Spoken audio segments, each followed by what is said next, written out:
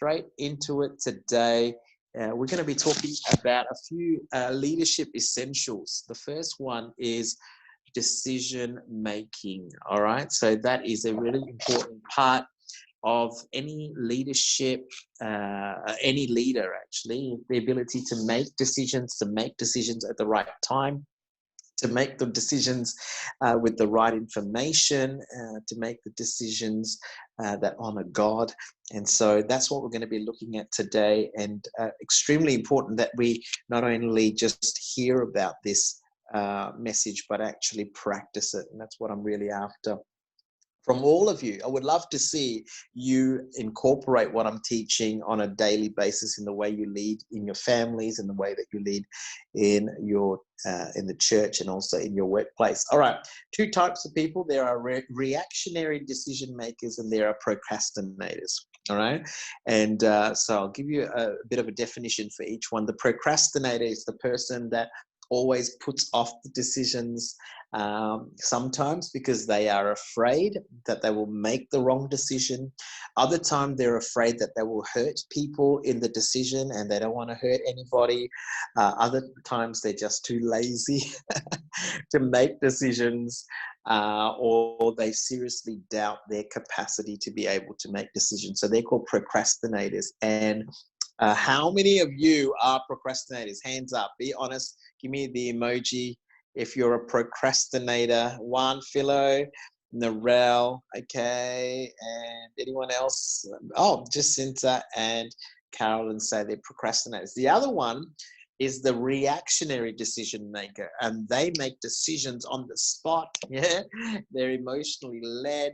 And so, you know, they're doing it quickly, but at the same time, they don't make wise decisions. There's a whole heap of a lack of wisdom because they haven't thought through a number of things. And so both of these leaders cause damage.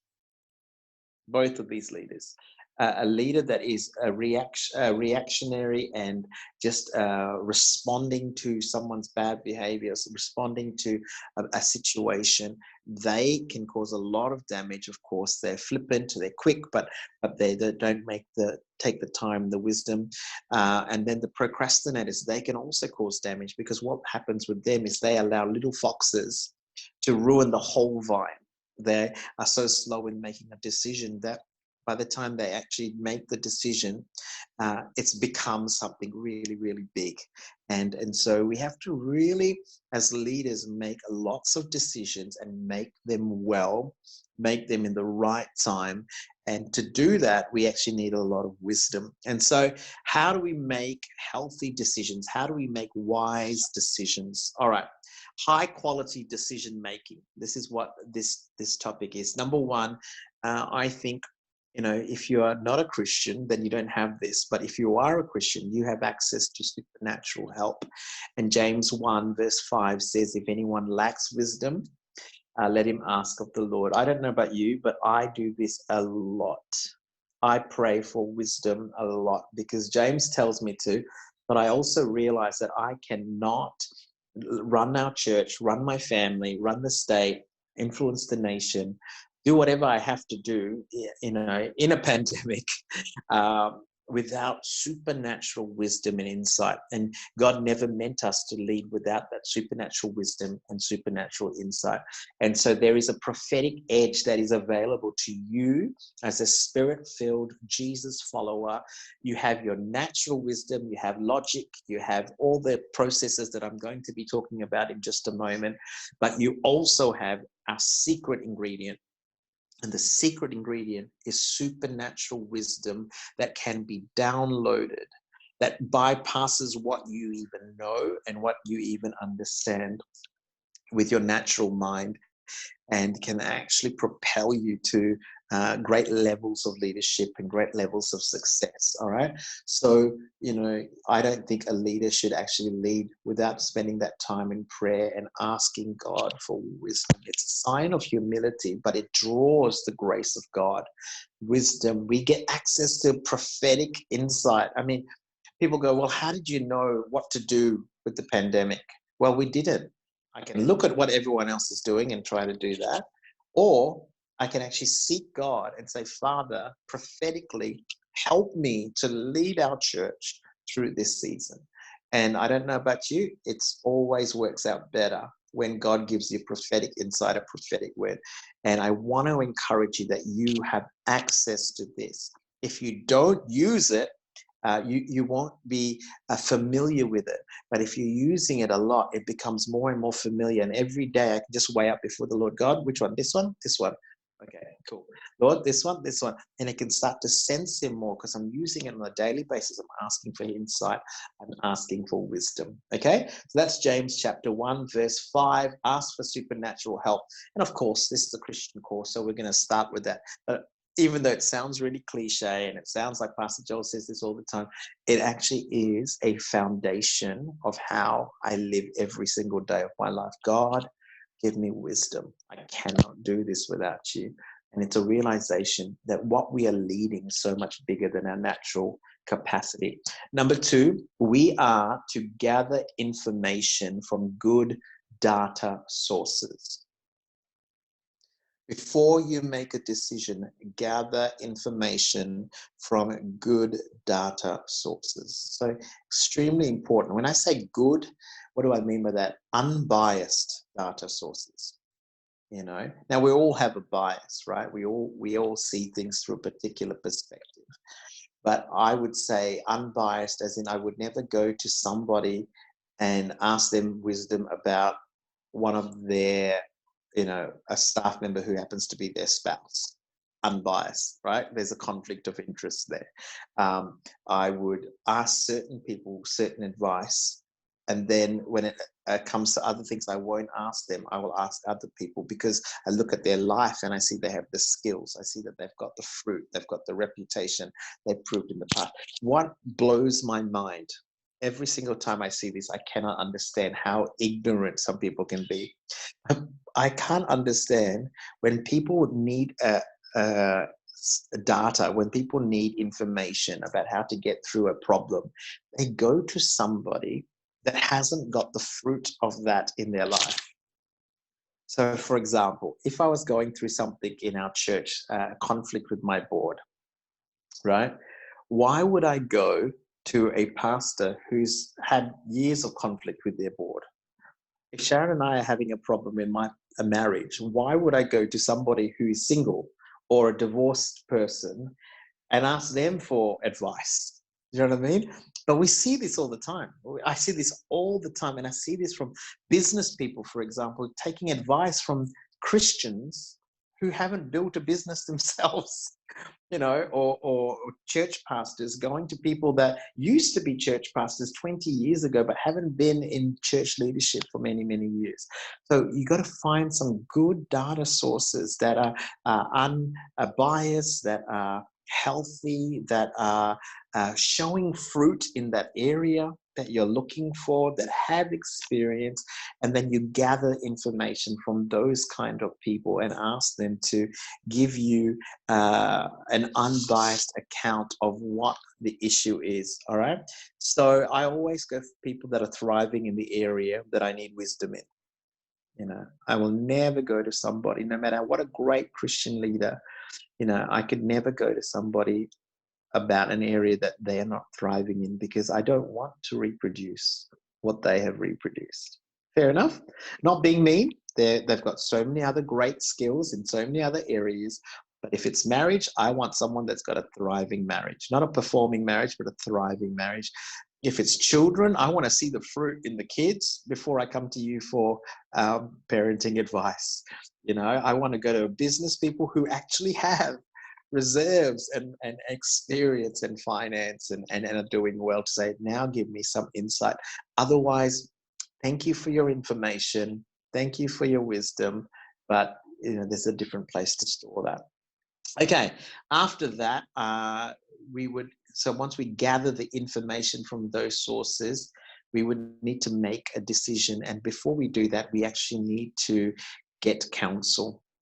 Sometimes we can make the decision by ourselves, but if they are more complex decisions, if they affect more people, always invite counsel from, once again, good people. All right. So the first one we're collecting data. What's happening? What's really going on? Who said what? Da, da, da, da, da. But then after that, I've got to make a decision. But before I can make a decision, I need to get some counsel. I'm not talking about, do I wear my red shirt today or my blue shirt today? Oh, hold on. Let's ask Sharon. Okay. I'll get a slap across the head. I'm talking about, do we close the church down this week when we can meet in groups of 10, or do we close it down next week? Okay, you want counsel on that. You don't want to just go and make that decision. The other thing you want to realize is when you invite counsel into a decision, the group decisions are owned better when you involve people in the decision making. Okay, so that's really, really important as well. That's why you would invite counsel in, once again, from good sources, wise sources, sources that actually have experience and success in that area. Then from there, I would consider multiple options. Don't start off with one option. If you're starting off with one option, you're probably not allowing yourself to be innovative and creative and prophetic. Because if you already know how you're going to do this, then there's no decision to be made. But hold on, maybe there's another way to go. Maybe God's trying to create something new in this time, in this season. Maybe it's time for something different and we haven't seen it yet. What are other options? What are other outcomes? Okay, what happens if we don't do this right now? What could we do? Is there anything out there that we can do right now that we are not doing? And so always start to list or consider multiple outcomes, okay? Multiple options, sorry. But then when you consider multiple options, you must consider multiple outcomes. Okay?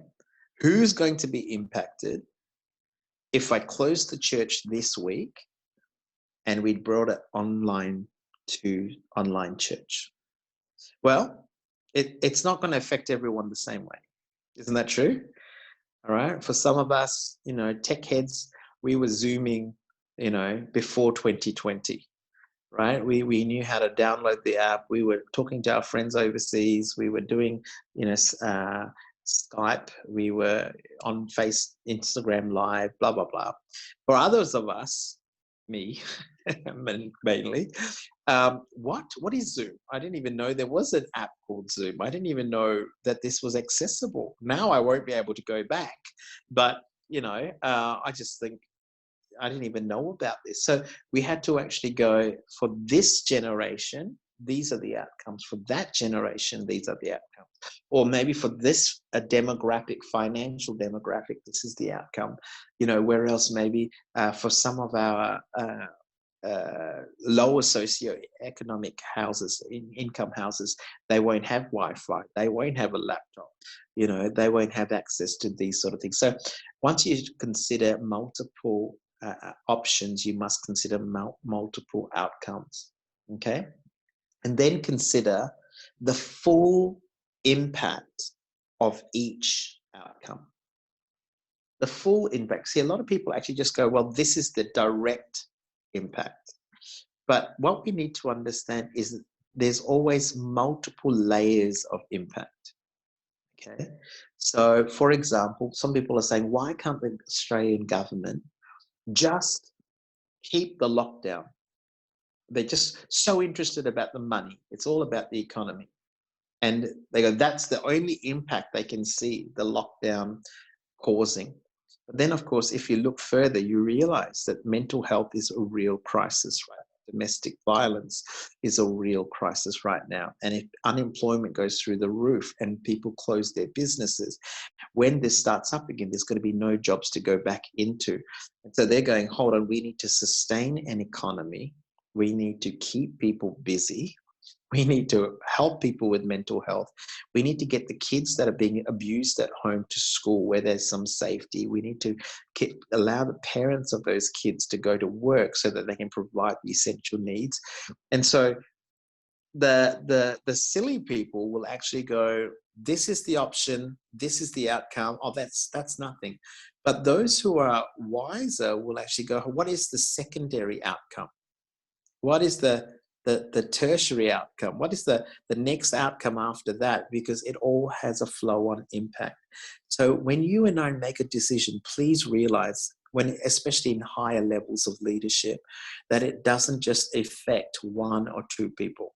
It affects a lot of people. In fact, I'm making decisions now that affect thousands of people, right? And it affects them differently. So I've got to sit down and consider, if I do this, how is this going to impact these people? How's this going to impact my staff? How's this going to impact the state? How's this going to impact the church family? How's it going to impact Bibra Lakes campus alone? How's it going to affect Byford campus alone? How's it going to affect Maddington? So literally every time I make a decision for the church that is a large scale in regards to miracle offering, for example, I am thinking through the impacts on every different outcome.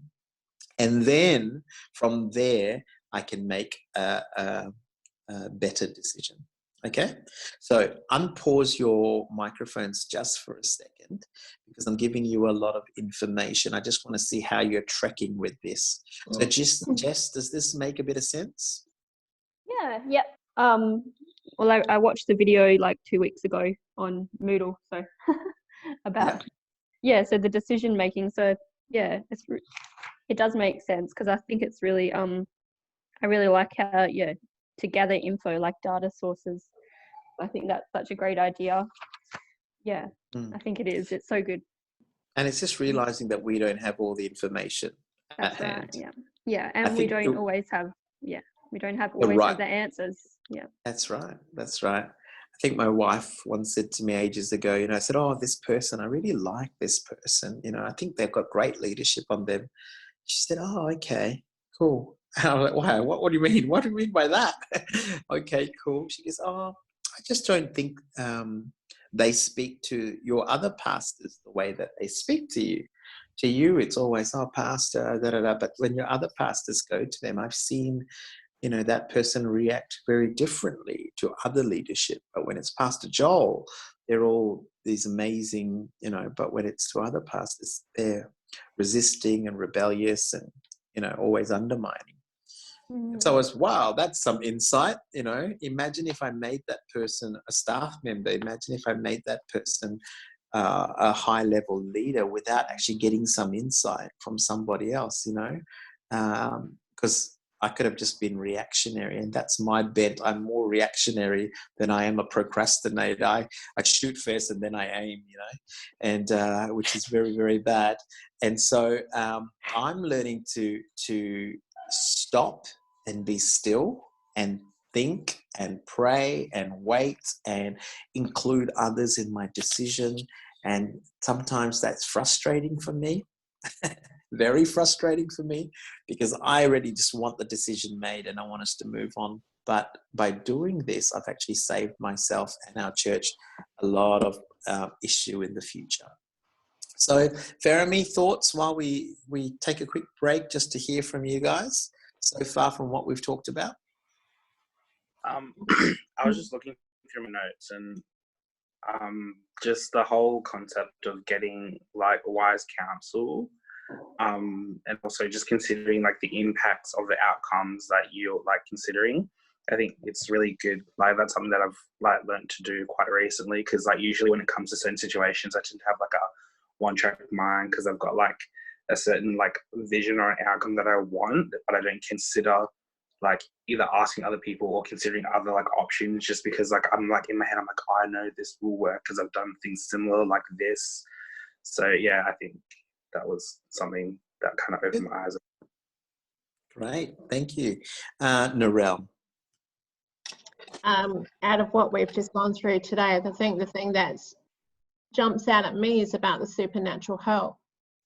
It's about taking time out and being still and saying, God, I've got no idea how to do this. What do I do? So, waiting for his input and then following through with speaking with other people. Yeah, brilliant. That's a great foundation. That's the starting point. And the fact that we have access. I mean, imagine if I was to say to you guys, it's just say it's a business, you want to start a business, and we would have access to Bill Gates and, the wisdom of some of the greatest business starters, and said, oh, listen, you have access, you get time to download from this person, ask any questions you have, plus more. And you say, oh, no, thanks. Literally, I see leaders making a lot of foolish decisions because they just haven't inquired of the Lord. Yeah. And Philo, what would you like to add? So I really like about that you said that to have more options and multiple options and like really get all the options, the pros and cons of each decision. So when you make it, at least you have a broader idea of what your decision going to impact on. But I have a question, as Pastor, is that when you make a legal decision, so if there's a decision about legal policies, protocols in church, how do you go about that? Is that the same process or does it change in any way? Look, I would still always start for supernatural wisdom, because the thing is, even with legal decisions, we obviously would go to pay somebody for legal help, right? Because it's outside of all of our counselors' ability. We want a professional in that area. But I want to pick the right lawyer that I go to. I'm going to need wisdom for that. I'm going to need God to open the door and lead me even to which one do I pick, lawyer A or lawyer B. God, I need wisdom. Bring the right person.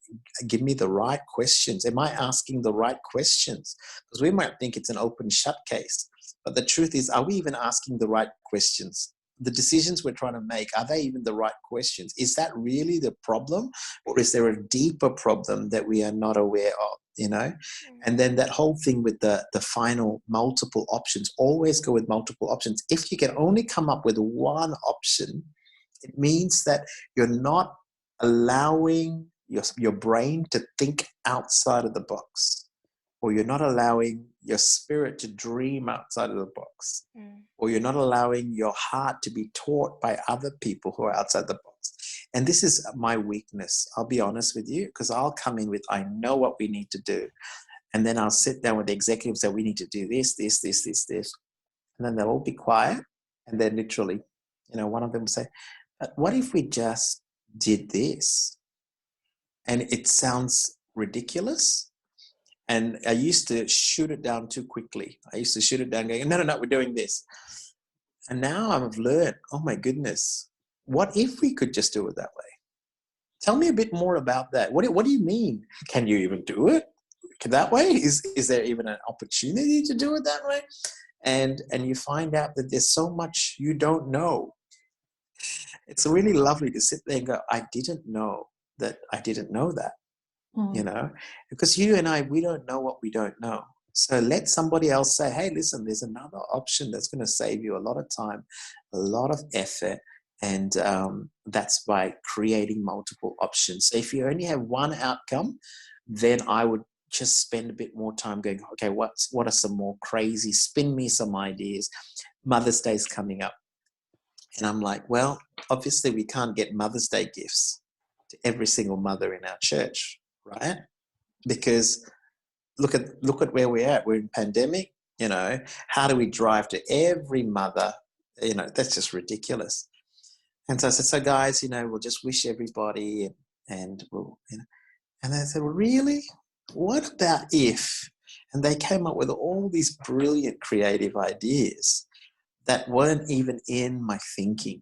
And it's going to really bless our mums. And so I'm really excited, because if we only went with my option, the church wouldn't be as blessed as it is today. And what's more, because I've actually said that, allowed them to feed into it, they're running with the vision. So they're coming up with the ideas. They're using their experience, their wisdom. So with legals, I would always pay for their advice, but you want to pick the right person, and then you want to pray for the favor of the Lord, so you don't even have to go to court. That on the way to court, you will sort it out with your person that's bringing the issue against you. Michaela, thoughts, questions, opinions? I really liked when you were talking about how there's the direct impact and then the multiple layers underneath that. I like to work things out visually. So even just like from now on, when making decisions, I can.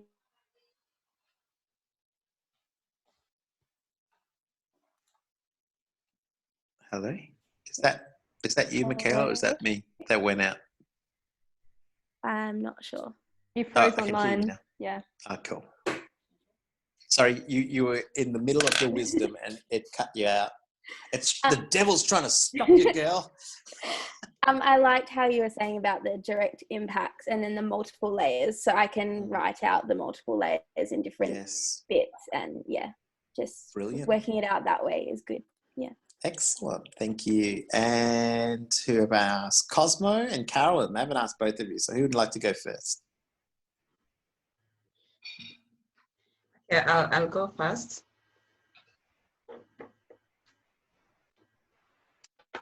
Okay, I just like the way gathering information from different people and seeking other counsel from other people.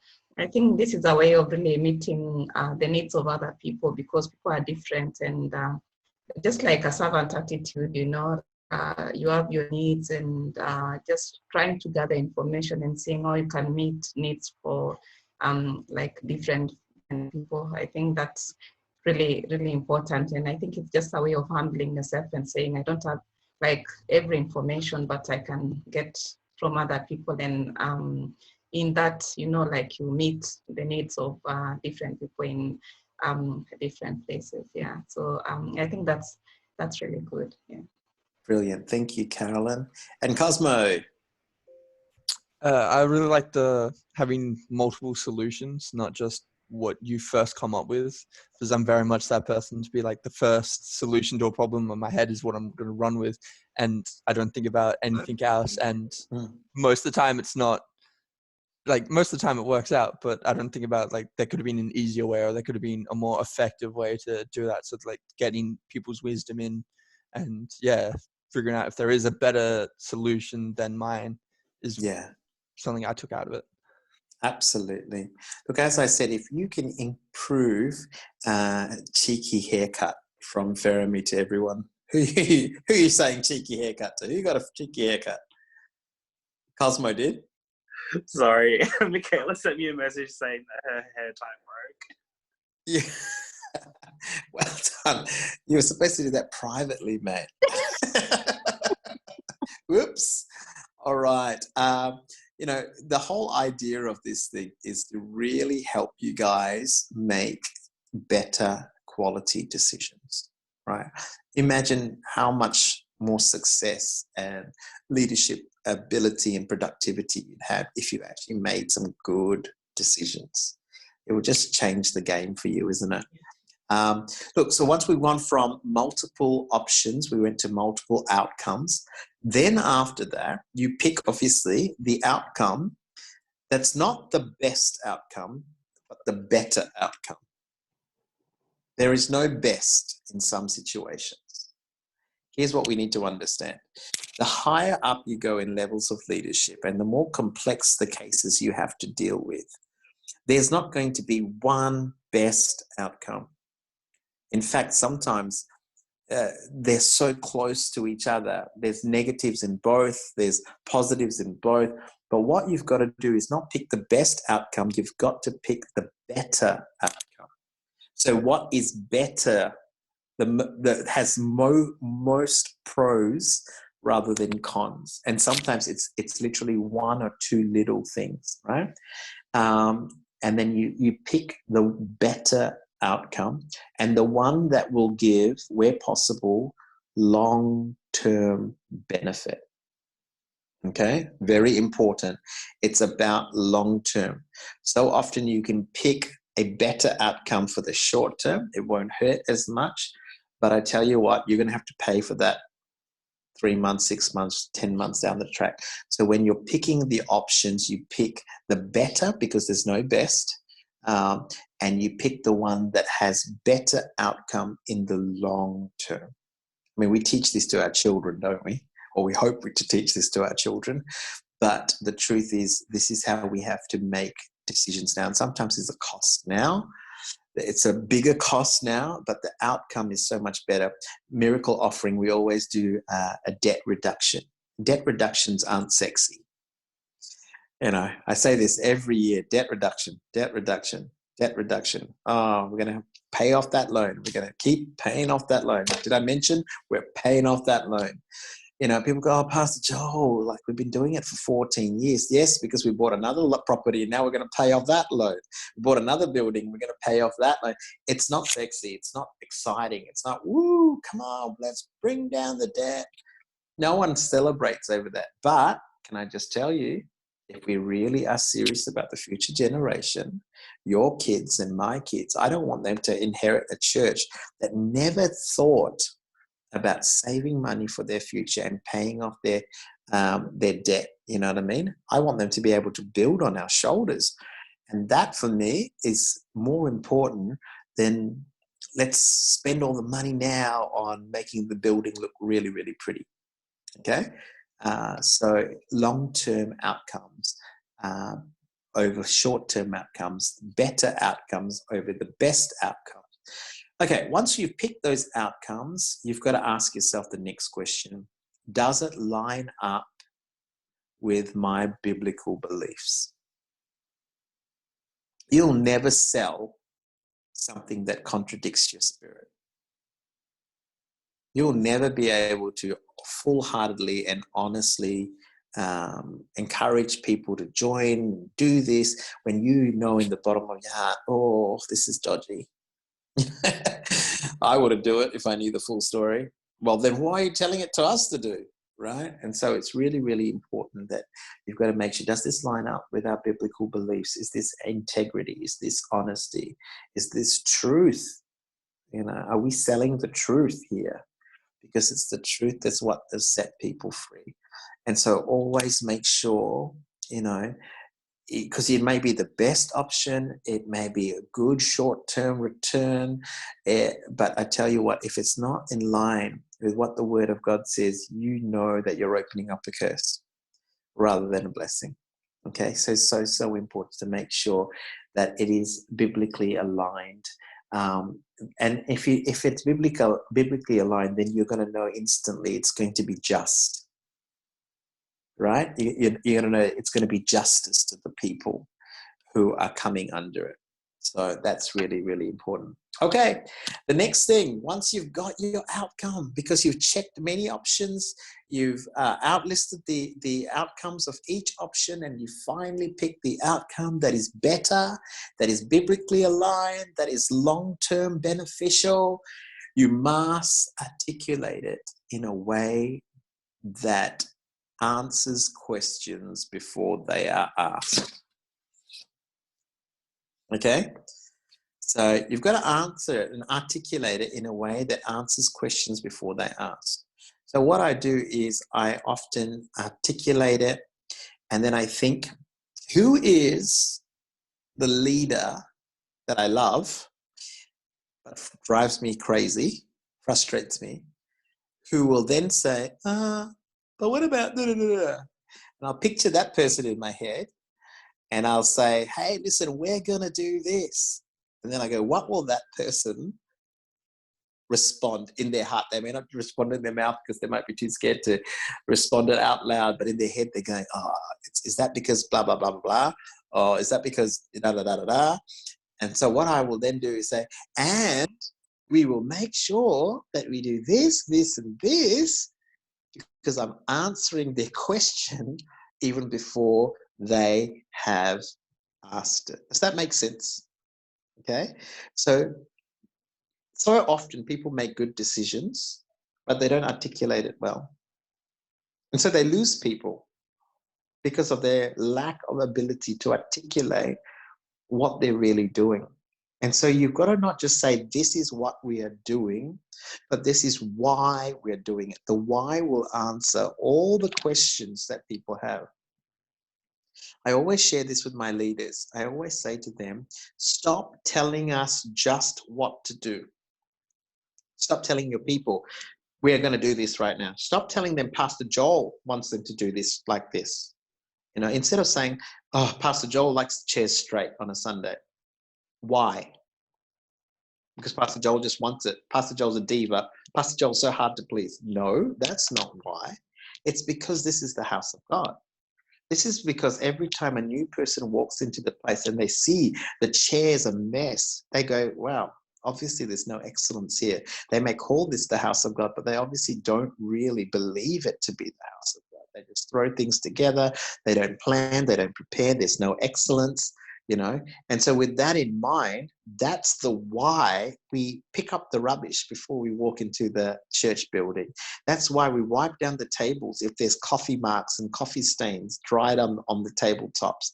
That's why we straighten the chairs. And that's why we smile at people, not because Pastor Joel says it. Stop telling them what to do. Tell them what to do and why we do it. That is good leadership. Articulate your decision with the thought that the person that's most negative can be won over by a good articulation. Does this make sense? Right? So if you're bringing something new into children's ministry, how you going, Ian? If we're doing something new in children's ministry or in the area that you're oversighting in the church, don't just say, hey, listen, we're going to start Zoom online connects. Why? Don't expect them to know. Well, you might say, well, I know. Of course, it's common sense. We're in pandemic. Yeah, but they didn't even go to connect groups before this pandemic. So now you're expecting them to go to a connect group and you're expecting them to download an app and spend time looking at a phone and using their Wi-Fi while they're, well, that's not going to work. Why? Tell me why I need to give up my time.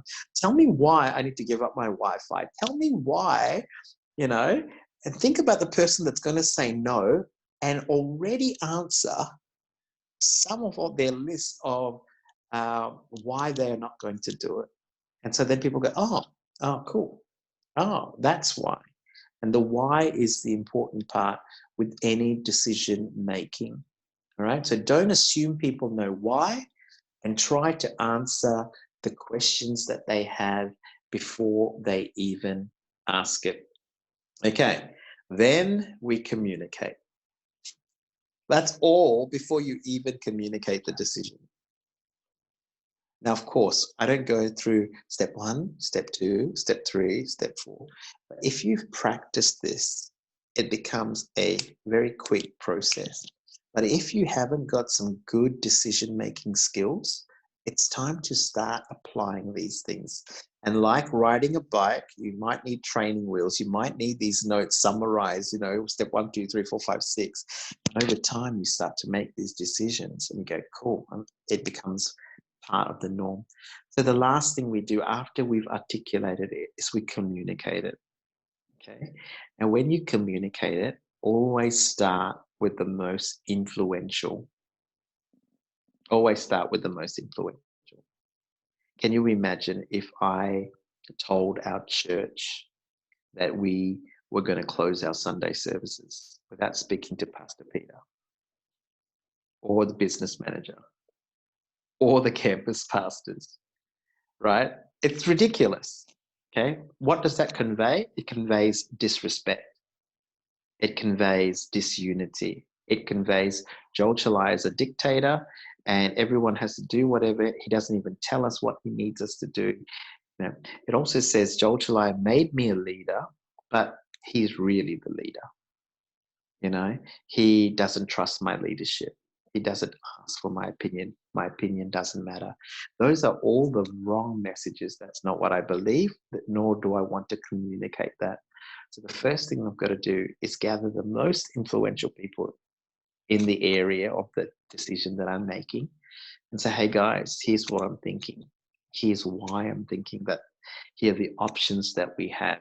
Give me your influence. Give me your wisdom. Give me your counsel. And then, all right, now here's what I'm doing. Here's what we're doing. How are we going to outroll it? And sometimes we do an outroll plan. In fact, when the decision is so big, we always do an outroll plan. So in my diary, I'll have meet with the executive, meet with the board, meet with the pastors, meet with the staff, meet with the connect group leaders, meet with the volunteers, then meet with the church. I literally do an outroll. When am I doing that? I can't do that till I do that. I can't do that till I do that.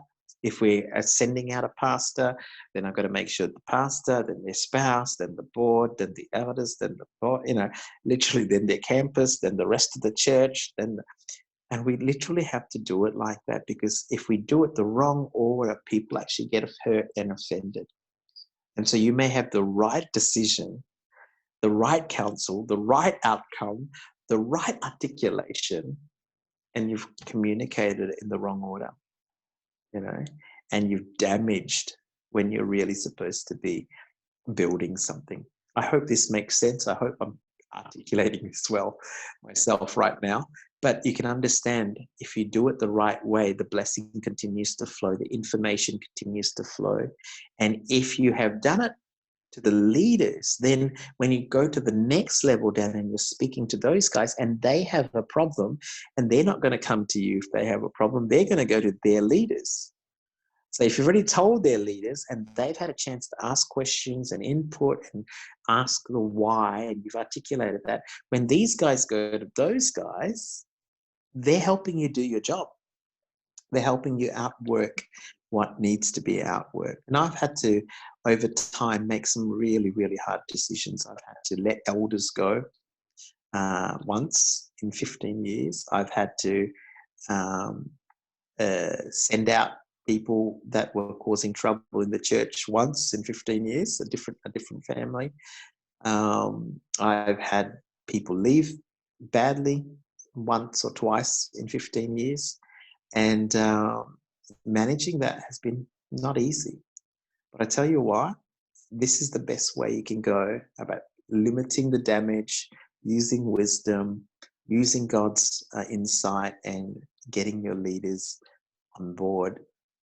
And by the grace of God, may we make some wise decisions that build His church, that build our families, that build your businesses, and build the kingdom of God. All right? So, questions. That's decision making done. But we want some questions. I want to quickly look at the time to do that. I'm going to flip you over. 1:46. Oh, yes. I'm so impressed with myself. Okay, so tell me, thoughts quickly, Narelle. Closing thoughts. I know, put you on the spot. Sorry. I know. Too much going on around here too. No, I just love it. I love it's just a perfect formula. Such a perfect formula. Yeah, love it. Good, excellent. Well, we're just articulating a simple process. Of course, a lot of this will be done naturally. It comes to you, but there's some things in there that maybe you haven't included in your decision-making process. Philo, closing comments? I really like the part that you said about articulate, because I had an experience being in a team and not know why we made that. So, and I really observed something is that all the team members started to fill in the blanks and have their own perspective into. So then the why kind of become like too many stories of why. So it was very confusing for someone to, really run with it. So I really thought you said that it's really good that they need to know why, then they all in the same page of why they're doing it. So I really like that. And I really like the outroll plan also. Yes, that's something that's that's Pastor Peter. He has helped me so much with that. I'm like, let's just do it today. He goes, no, PJ, you need to talk to the board first. Oh, yes. Okay, let's just do it tomorrow. No, PJ, you need to talk to the staff next. Oh, okay, let's do it tomorrow afternoon. No, PJ, you need to get all the Connect Group leaders together. Okay. So you just need somebody who has that process ability, because as I said, I'm a reactionary. Let's make that decision now, but it doesn't work like that. The other point you made about filling in the gaps, leaders need to realize that whatever you don't say, someone else will. But they may not be speaking the truth, right? And so one of the things that I actually put there that I didn't say to you in regards to communicate is communicate multiple times in multiple ways. I forgot that on my notes, but I've written it there, and Philo just reminded me. What do I mean by that? I might say to you, hey guys, we are going to be taking Bible college online. That's going to affect some of you, etc., etc., etc. The shock of that might cause some of you to stop at the fact that Centrepoint College is not going to be at the church anymore, right? And then the shock of that will make you stop and think about that, and you'll miss the why, you'll miss the how we're going to do it, and you know what I mean? And the shock of, or maybe you didn't hear or it cut out. And so what we have to do is actually articulate it a second time, but this through an email. Guys, as Pastor Joel has said, we're going to be doing it. And I don't know if you've been in Centrepoint Church long enough, you'll know. You will see it articulated from the pulpit. Then you'll see it articulated on social media. And then if it's really serious, you'll see it articulated in an email. Then you'll see it the following week on the pulpit. Then you might see a video about it. We articulate it many ways, many times, because we want everybody in unity and unison. And the first time they get it, they may not get it, right? So they need somebody else to go, oh, now that I've heard it again, I understand it, okay? And something that I had to learn the hard way is I thought the moment I've already communicated it to somebody, I've already done my job. It's not my fault that Narelle didn't get what I said. It's not my fault that Carolyn, wasn't paying attention, and Cosmo's internet dropped out, and Ian, stopped and froze at the first sentence I made. It's not my fault. And I'm going, actually, no. Communication is two-way. So it's not just what I've said. It's how you read that and you heard that. And so if I want to be a good communicator, it's not just about what I articulate. It's also, did you get that, Narelle? Did you get that, Cosmo? Did you understand what I said, Carolyn? Ian, did that come through well for you? You know what I mean? That is communication. It's a toing and froing so that we're meeting each other's communication. We're understanding each other, right? And so communicate many times, many ways. Okay, closing comments. Cosmo, any thoughts? Yeah, it's bubbling and processing it. But yeah, I've got no words. Okay, no, that's good. Ian, I'm going to let you end this session for me. I know you're in and out because of what's going on there, but that's all cool. If you caught any of that. I've got a child on online education, so I get it. And I remember years ago, one of our friends was a school teacher, and he went very frustrated to the headmaster. He said, they don't understand. He said, I don't understand why they're not learning. And he says, oh, well, you've got to remember, you've got to teach them and then teach them again. And then when you think they've understood it, you teach them a third time or fourth time, whatever it is. And that's just what you were saying. Yeah. That's it. Mm. Cool. Well, that's how you make some high quality, wise decisions. The other closing comment I had for you is, if you can't sleep at night because people don't like your decisions, get over it. Okay? Because you are a leader, you're not a jar of Nutella. Everyone loves Nutella. Everyone, but everyone's not going to love you. Everyone's not going to love every decision you make. People are going to be upset, and especially, as God promotes you to higher levels of influence, the decisions you make are going to hurt some people. That's a natural part of decision making, but they're going to also bless a lot of people. And sometimes people don't like to make those decisions because they don't want to hurt. They can't sleep at night because two people are upset with me. And I remember going to my senior pastor and saying to him, David, this one lady doesn't like me in the children's ministry, and she won't leave the children's ministry, and she's there. Like, if you don't like me, leave. But she stays in there as a leader, and she hates me, and she's always undermining every decision I make. I just can't sleep at night. He said, Joel, if this is going to keep you up at night, you're never going to see more of what God has planned for you. All right, you're going to have to get over it. If you have asked God for wisdom, if you've sought counsel, if you've tried to make a just biblical decision, you've checked out every outcome, you've checked out every option, you've articulated it well, and then you've communicated it from all your heart, get over it. The sanguine nature had to die that day, because I want everyone to like me. But the truth is that that's not going to be the case. And so sometimes we just have to make those decisions, the hard decisions. Don't be a procrastinator. Don't be reactionary, but make wise decisions that honor God. Cool? Okay, folks, have a break. We're coming back at 2:05.